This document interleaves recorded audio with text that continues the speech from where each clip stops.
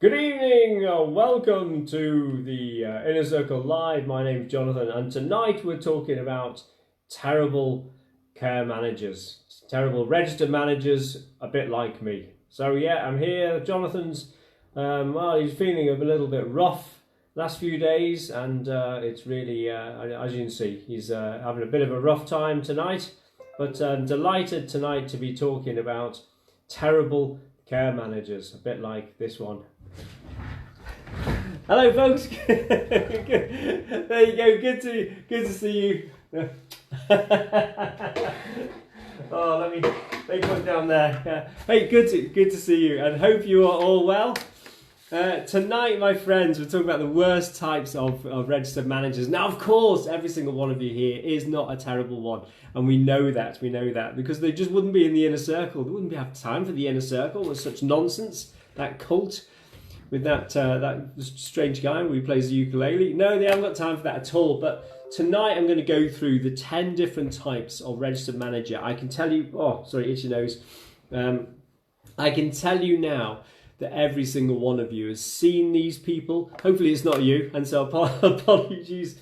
But these are people and traits which we see many times. Over the various years, I've had the honour of turning around several homes, so I've really got a really itchy nose. I've got man flu at the moment. And over the last few years, I've had the opportunity of going in, and 9 times out of 10, there are issues with the registered manager, and we've had to remove them through settled agreements, sackings, and all sorts. It's been quite dramatic, but I can tell you now, removing that registered manager was the best thing that ever happened for that home, and it starts to then literally take off. But tonight isn't about that. It's about just showing you some of those traits and some of those behaviours that you can identify, and hopefully it's not you. So hopefully these 10 are not you. So good evening, Paul. Good evening, Lisa. Hello, Ria, Angelica, Lynn. Hello, Jane. Hello, Sharon. Hello, Helen, Julia, Louise, Natalie, Kate, Carrie, Bob, fella in the house, Bob and Dave. Top lads are here. Michael, good to see you. Oh, sorry, itchy nose. Fiona, Danny, Dawn, Leslie, Charlie, Stephanie, and we're good to see you all right tonight. So if it's the first time for us and you're joining us for the first time, welcome. This is the Care Managers in Circle. My name is Jonathan Cunningham, and we set this up as a big group, as you will recall, 3.5 years ago on a sun lounger in Forteventura. You all know the story, but it's important because it has heart, it has soul.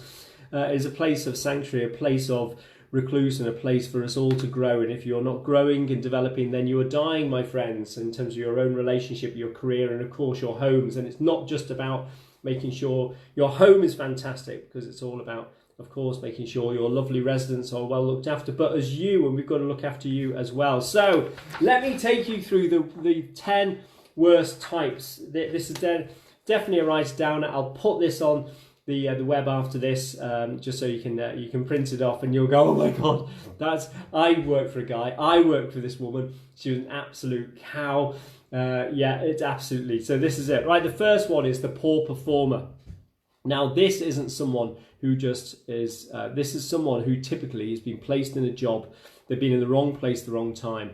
They've ended up being promoted or been asked to step up into a registered manager's appointment. They take on the job and the responsibility reluctantly. They have no training, and they have very, very poor support. So poor performer does not have the capability, but they have not been developed.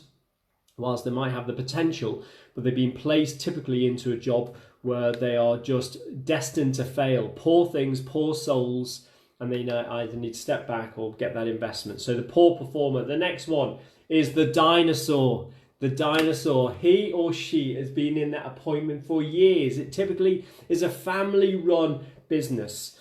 They know best. They've seen the business. They are very nice and comfy and cozy with the provider. No one challenges them. Typically, this person never does any CPD. They don't attend curve conferences. They don't attend webinars. They do not invest in themselves or the staff. They're probably not electronic. They're still on paper. They still love their templates, and they carry their care plans around in plastic bags. The dinosaur, my friends, is a very, very lethal and risky individual to be around, because the home stagnates.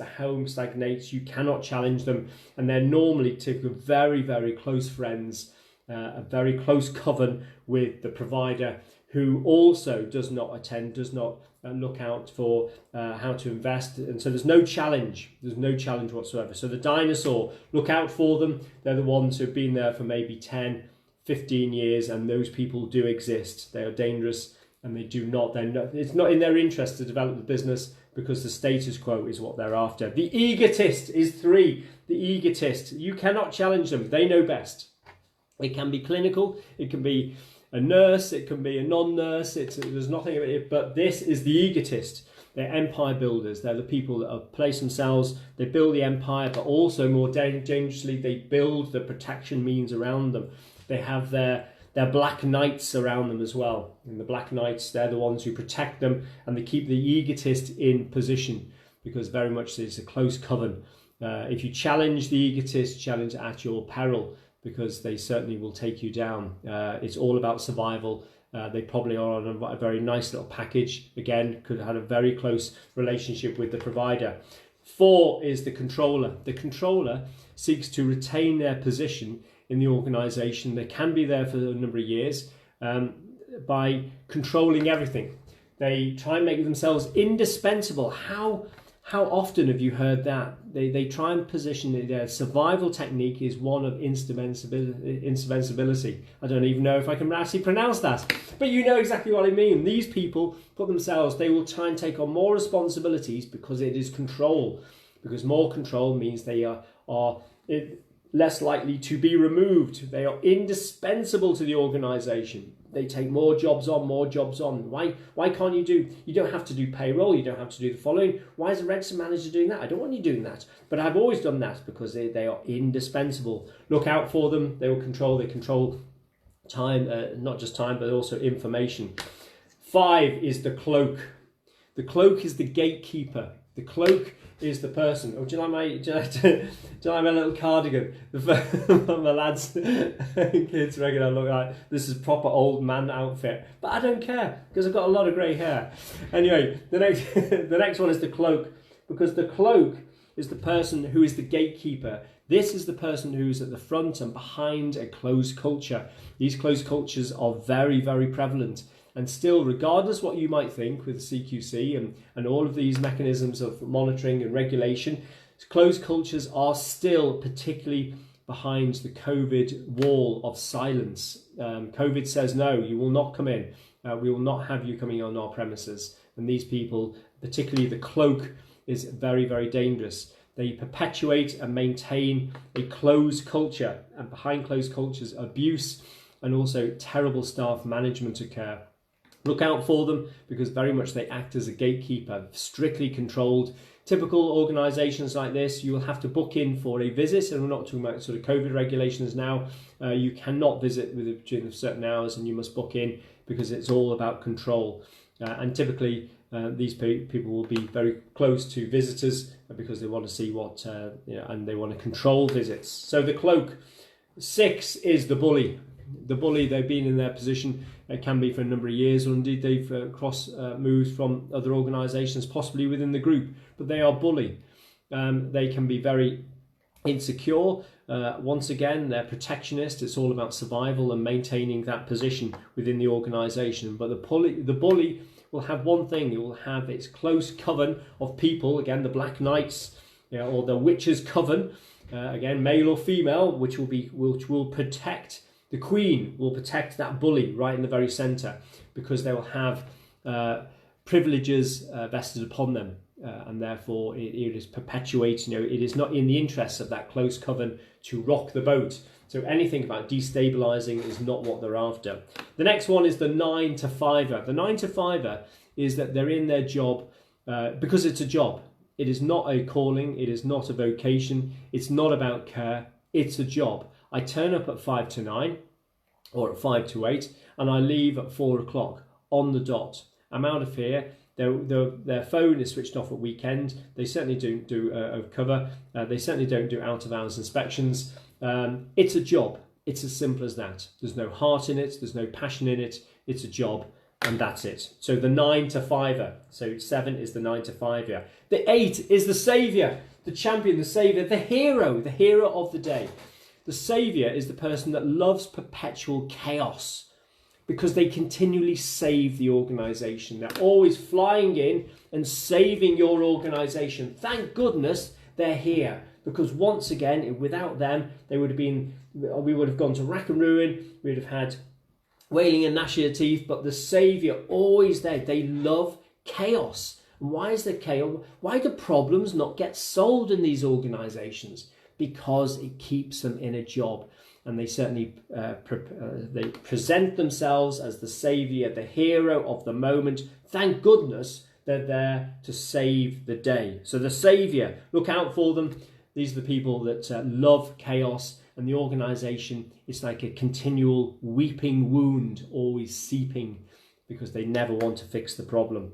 9 is the lost soul. Now the lost soul is very much the person that came into care. They're probably a fabulous nurse. They're a fabulous carer that's risen up the ranks and now find themselves in a registered manager appointment. They're literally broken souls. They are no longer, they've lost their mojo, they've lost their magic, they've lost their spark, they've lost their passion. They're just exhausted. Now that probably is every single one of us here tonight, but they are just exhausted. They've lost the passion.